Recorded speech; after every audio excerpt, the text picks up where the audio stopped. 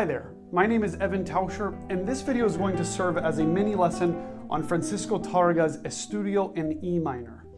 Now, at its roots, this piece is an arpeggio etude. It means it's a study on arpeggios. So let's forget the left hand just for a second and go over some of the basics in the right hand for this piece.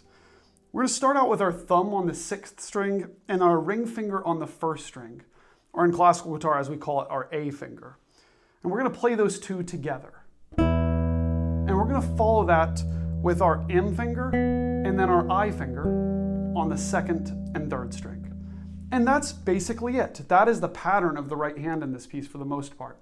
We occasionally play our thumb, but otherwise it's repeated ring, middle, index, ring, middle, index. So we start out by plucking our thumb and ring finger together and follow it by middle and index. Then we continue with that pattern. Now, go ahead and try to get that rhythm nice and steady to where it might sound like this. Now notice, I am accenting my ring finger and I'm playing my middle and index finger quietly. That's because the melody in this piece takes place all on the 1st string. So when you hear me playing this,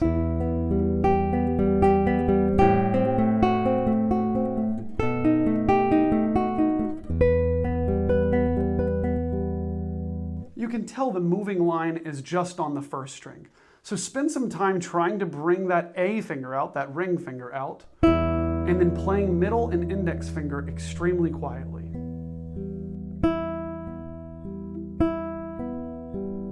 I think you get the idea.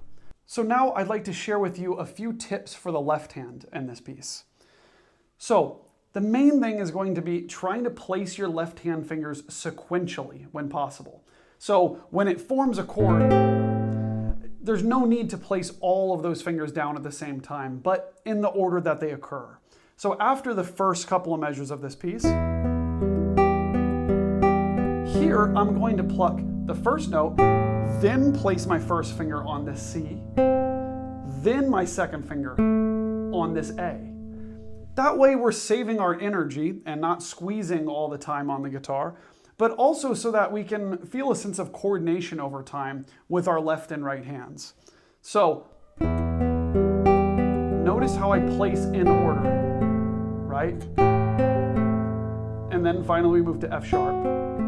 Now, this next chord is actually probably the hardest part of the piece. Unfortunately, it's very early in the piece. But then we do here have to jump to playing 2 notes at the same time, and then that's followed by D sharp with our 3rd finger, the 4th fret of the 2nd string. And the tip that I want to share with you here is to try to make this movement as slow motion as possible to really understand the route that each of your left hand fingers is taking towards the next shape here, which is going from here to here. Right? So take note that your 1st finger right here has to travel from the 2nd string 1st fret to the 5th string 2nd fret.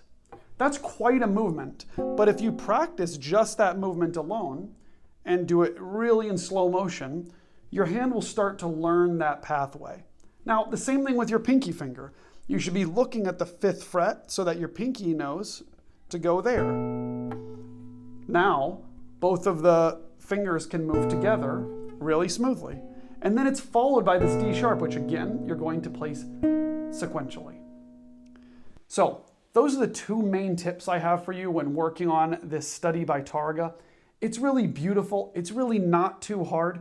And I hope you give it a shot and enjoy playing it. Thanks so much for watching.